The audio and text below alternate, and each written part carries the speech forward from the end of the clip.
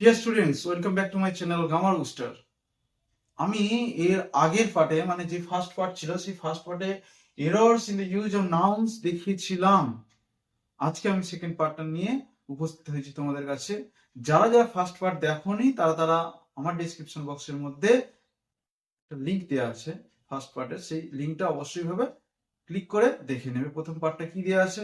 এবার দেখো second part আমি যেটা বোঝাচ্ছি। দেখো এখানে কতগুলো সেন্টেন্স লিখেছি। দেখো, he said that he always kept in his pocket A bundle of 100 rupees note. এইখানের মধ্যে এই সেন্টেন্সটার মধ্যে কি ভুল দেওয়া আছে? শুধুমাত্র যে কম্পিটিটিভ এক্সামের জন্যই যে এই সেন্টেন্সটা তোমাদের কাছে গুরুত্বপূর্ণ তা নয়। তোমরা কিন্তু সাধারণভাবে ইংরেজির যদি ভালোভাবে দক্ষতা অর্জন করতে চাও, স্কিল যদি অর্জন করতে চাও, তাহলে অবশ্যই ভাবে সবকিছু জিনিসই শিখতে হবে। দেখো এখানে সেন্টেন্সটার মধ্যে তোমরা অবশ্যই ভাবে জেনে গেছো, বুঝে গেছো যে কোনটায় ভুল আছে।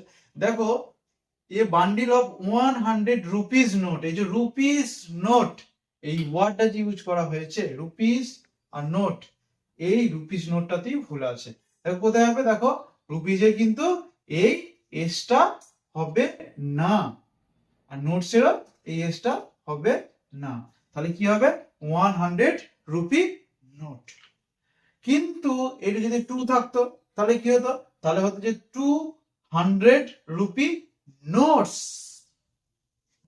200 রুপি নোটস মানে একটা 100 রুপি নোটস ছিল, এবার 2 হলো 200 রুপি নোটস হবে তখন। কিন্তু এই ক্ষেত্রে কি হবে, 100 রুপি নোট। এইটা অনেক এরর কারেকশন এরকম আসে। আমি তো মোটামুটি অনেকগুলি পরীক্ষা দিয়েছি, তার আমার এক্সপিরিয়েন্স থেকে আমি এগুলো বলছি। দেখো, তারপর owing to his heavy engagement, সে এতটা পরিমাণ নিযুক্ত আছে কোনো কাজেতে, he could not write even the 2/3 of the book of which the publication was expected before September.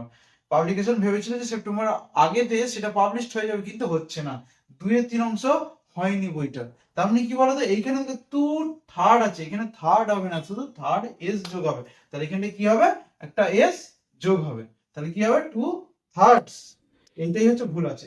এইখানে যদি থাকতো ধরো 3/3 হতো, কিন্তু এখানে যদি 1 থাকতো তাহলে কিন্তু 1/3 হতো, সেক্ষেত্রে কিন্তু থার্ডস হতো না।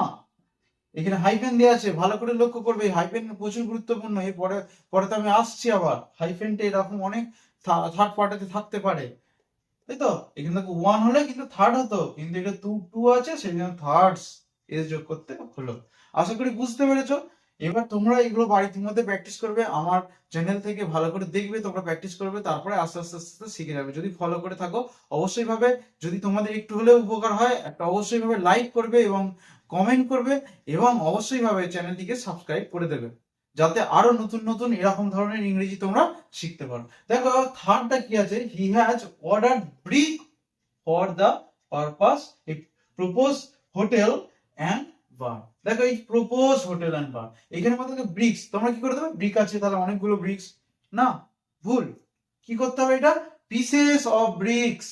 কি করতে হবে, pieces, PIECES, pieces of bricks, এটা লিখতে হবে। মানে অনেকগুলো এটা পিস হিসেবে ধরা হয়, 1 পিস 2 পিস 3 পিস। ইন্ট কি হচ্ছে, সবসময় পিস হিসেবে যেই হোটেলটা হবে বা বারটা হবে সেই জন্য অর্ডার দেওয়া হচ্ছে অনেকগুলো পিস। কি, অনেকগুলো পিস হচ্ছে ব্রিক, অর্থাৎ ইটকে অর্ডার দেওয়া হয়েছে। দেখো এবার চতুর্থ সেন্টেন্সটার ক্ষেত্রে, fourth one, you are among those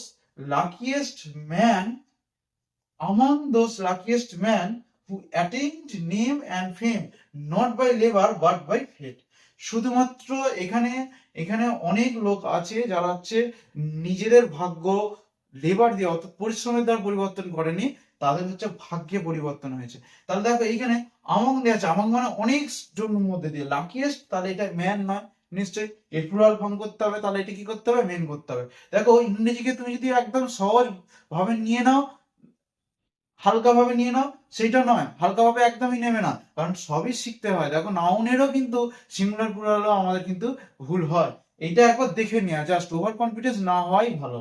আমার যতদূর ধারণা, আমি আমার নিজের ধারণা থেকে বলছি, ওভার কনফিডেন্স না হওয়াই ভালো। এগুলো ছোটখাটো ভুল হয় আমাদের মধ্যে।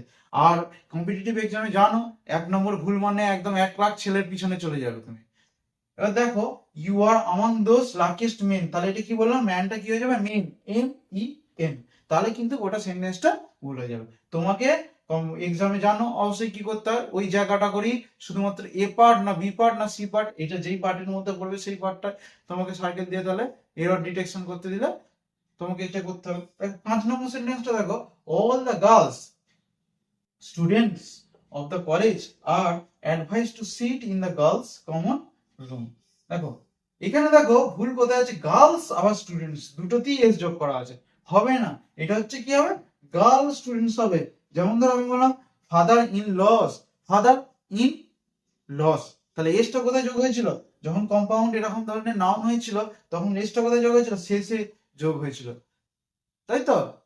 তাহলে এই ক্ষেত্রেও ঠিক একই রকম ভাবে হবে, all the girl students of the college are advice to sit in the girls common room. দেখো তোমরা যদি না কমেন্টের মধ্যে জানাও কিংবা একটা লাইক করো, আমি কিন্তু বুঝতে পারবো না যে আমি এরপরে আরো এগোবো কি এগোবো না। যদি তোমরা কমেন্ট করে থাকো অথবা তোমরা বুঝতে পারছো না, আমি তো সেটা বুঝতে পারছি না, কারণ তোমরা আছো আমার ক্যামেরার ওপারে। তোমরা কমেন্টে অবশ্যই ভাবে একটা সাড়া দাও, পজিটিভ রিপ্লাই দাও কি নেগেটিভ রিপ্লাই দাও, যাই রিপ্লাই দাও তোমরা দাও, তারপর আমি বুঝতে পারবো যে আমার ওপারে আমার যে ভাই বোনেরা আছে তাদের একটু হলেও হেল্প হচ্ছে। Thank you for watching this video.